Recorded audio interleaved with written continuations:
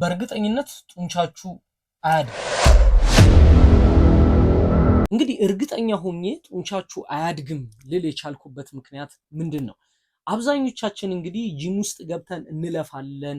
ጥሩ ነው የተባለውን ቴክኒክ በሙሉ ለመሞከር ወይም ደግሞ አቺቭ ለማድረግ እንሞክራለን። ክብደቱን በየጊዜው እየጨመርን ከፍ እያደረግንም እንሄዳለን።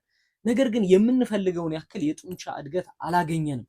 አሁንም ደግሞ እኔ የምላችሁን ነገር ይሄንን ነገር ደግሞ እያሰባችሁት መተግበር ካልቻላችሁ በእርግጠኝነት ጡንቻችሁ አያድግም። በእኛ ቤት እንግዲህ ከዚህ ቀደም ስለ ሃይፐርትሮፊ ተነጋግረናል።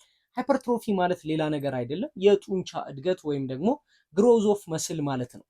ጡንቻን ለማሳደግ ወይም ደግሞ ጡንቻ ከፍ እንዲል ለማድረግ እና ዴቨሎፕ እንዲሆን ለማድረግ የሚያስፈልጉ ሶስት በጣም ወሳኝ ነገሮች አሉ ብለናል። ምንድነው? መካኒካል ቴንሽን፣ መስል ዳሜጅ እና ሜታቦሊክ ስትረስ የምንላቸው። እያንዳንዱን እንግዲህ በተወሰነ መልኩ ለመናገር ሞክሬያለሁ። ዛሬ አንዱ ላይ ኢንፋሲስ ሰጥቼ በትኩረት ለመናገር እሞክራለሁ።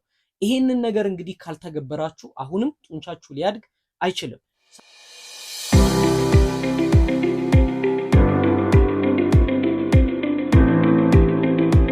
እንግዲህ እንደገለጽኩላችሁ ጡንቻችሁ የማያድገው በቂ የሆነ መካኒካል ቴንሽን ለጡንቻችሁ መስጠት ካልቻላችሁ ነው። መካኒካል ቴንሽን የምንለውን ነገር በቀጥታ ለመተርጎም ልሞክር። መካኒካል ቴንሽን የምንለው ጡንቻችን በሚዘረጋበት ወቅት ወይም ስትረች በሚሆንበት ወቅት እንዲሁም ደግሞ በሚታጠፍበት ወቅት ወይም ደግሞ ኮንትራክት በሚሆንበት ወቅት ጡንቻችን ላይ ሊያድር የሚችል ውጥረት ወይም ጫና ማለት ነው።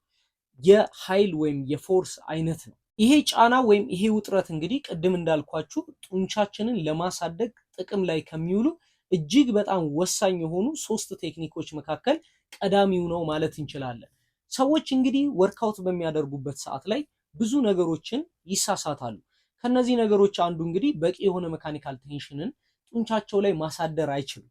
ስለዚህ ከመታገል ይልቅ ቴክኒካሊ ጡንቻችሁ ላይ ቀለል አድርጋችሁ ወሳኝ የሚባል መካኒካል ቴንሽን ብታሳድሩበት ጡንቻችሁ ማደግ ይችላል እያልኳችሁ ነው። እንግዲህ በጂም ውስጥ በሚኖረን ቆይታ ብዙዎቻችን የተለያዩ ስህተቶችን እንሰራለን። ከነዚህ ስህተቶች ውስጥ አንደኛውና ዋነኛው በቂ የሆነ መካኒካል ቴንሽንን ጡንቻችን ላይ ማሳደር አለመቻላችን ነው። እንዴት፣ ለምን የሚለውን ለመግለጽ ልሞክር። ለምሳሌ አብዛኞቻችን ክብደት ስናነሳ ፎከስ የምናደርገው ወይም ደግሞ ትኩረት የምናደርገው የምንሸከመው የክብደት መጠንን ላይ ነው። ይሄ ማለት ምንድን ነው? አንድ ሰው ወርክአውት በሚያደርግበት ሰዓት ላይ 50 ኪሎ 100 ኪሎ መግፋቱን ነው የሚያየው። ነገር ግን በአግባቡ የማይሰራና ፎርሙን በትክክል የማይተገብር ከሆነ የጡንቻው እድገት ላይ ከፍተኛ የሆነ ጉዳትን እያደረሰ ነው። ስለዚህ ሰውየው አቤት ደስ ሲል ዛሬ 110 ኪሎ ቤንች ማድረግ ቻልኩ ብሎ ይደሰታል። ነገር ግን የጡንቻው እድገትን እያቆመው ነው። ለምን? ፎርሙን በትክክል አልተወጣውም ወይም በአግባቡ አላደረገውም። ፎርሙን በትክክል አልተወጣውም ወይም መስራት በሚገባው መልኩ አልሰራውም ማለት በቂ የሆነ መካኒካል ቴንሽንን ጡንቻው ላይ ማሳደር አልቻለም ማለት ነው። በቂ የሆነ መካኒካል ቴንሽንን ማሳደር ካልቻለ የጡንቻው እድገት ዜሮ ይገባል። ወይም ደግሞ እንቅስቃሴዎችን ሲያደርግ ሞመንተሞችን ወደፊት ወደኋላ መንቀሳቀስን ወይም ደግሞ እንደዚህ ያለ የተለያዩ ቺቲንጎችን የሚጠቀም ከሆነ ጡንቻው ላይ በቂ የሆነ መካኒካል ቴንሽንን ማሳደር አይችልም። በቂ የሆነ መካኒካል ቴንሽንን ማሳደር ካልቻለ ደግሞ እንዳልኳችሁ የጡንቻውን እድገት በከፍተኛ ሁኔታ ምን ያደርገዋል ማለት ነው? ይገድበዋል ማለት ነው።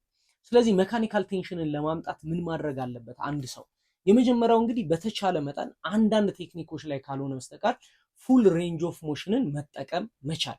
ይሄ ማለት ምንድነው? ለምሳሌ የደረት ስራ ሲሰራ አምጥቶ ምልስ ምልስ ምልስ ከሚያደርግ ይልቅ ሙሉ ለሙሉ ገፍቶ መዘርጋት፣ ከዛ በኋላ ደግሞ ቀስ እያሉ ኮንትሮል አድርጎ መመለስ እስከታች ድረስ ወይም ደግሞ ጡንቻችን በደንብ ስትሬች እስከሚሆን ድረስ ከዛ እንደዛ እያደረጉ በመስራት መካኒካል ቴንሽንን በተገቢ ሁኔታ ጡንቻችን ላይ ማሳደር እንችላለን ማለት ነው። ስለዚህ ፉል ሬንጅ ኦፍ ሞሽንን መስራት የተሻለ መካኒካል ቴንሽን እንዲኖረን ያደርጋል። ሁለተኛው እንግዲህ ኮንትሮልድ የሆነ ድግግሞሽ ነው። ይሄ ማለት አንድ ሰው እንግዲህ ከመወዛወዝ እና እዛው ወደፊትና ወደኋላ ከማንቀሳቀስ ይልቅ ኮንትሮልድ የሆነ ረጋ ብሎ በስነ ስርዓት መዘርጋት፣ በስነ ስርዓት ማጠፍ፣ በተቻለ መጠን ደግሞ ኢሴንትሪኩን ሶስት እንቅስቃሴዎች አሉ። ለምሳሌ አንድ ሰው ክብደቱን እንደዚህ በሚይዝበት ሰዓት ላይ ጡንቻችሁ ኮንትራክት ሆኗል፣ ግን እየተንቀሳቀሰ አይደለም። ይህንን እንቅስቃሴ ምን እንለዋለን? አይዞሜትሪክ እንለዋለን። አይዞሜትሪክ ማለት ጡንቻው በማይንቀሳቀስበት ጊዜ፣ ይሄ ማለት በማይረዝም በማያጥርበት፣ ስትሬችም መወጠርም ወይም መሰብሰብም በሌለበት ጊዜ ያለ የእንቅስቃሴ አይነት ነው። ከዛ በኋላ ስዘረጋውና ወደ ቦታው ስመልሰው ይሄንን ኢሴንትሪክ ሙቭመንት እንለዋለን።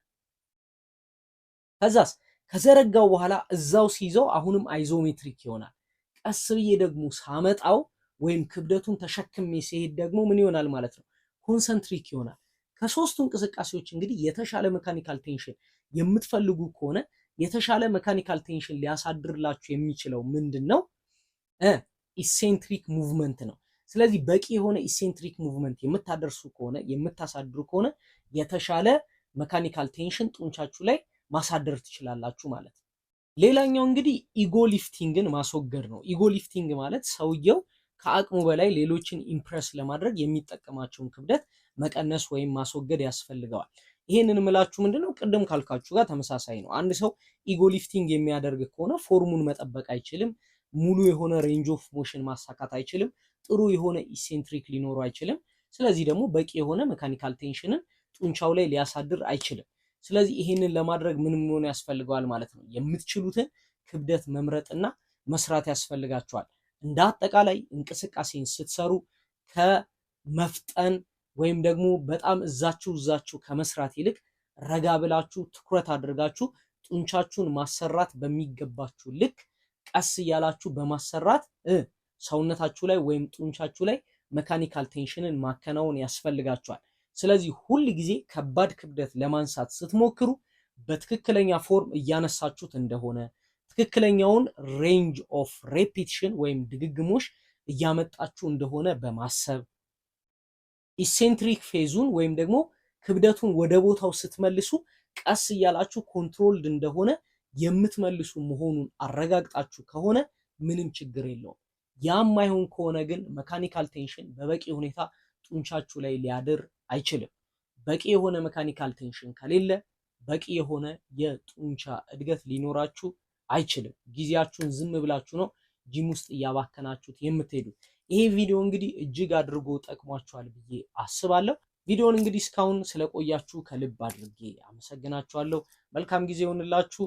ባባይ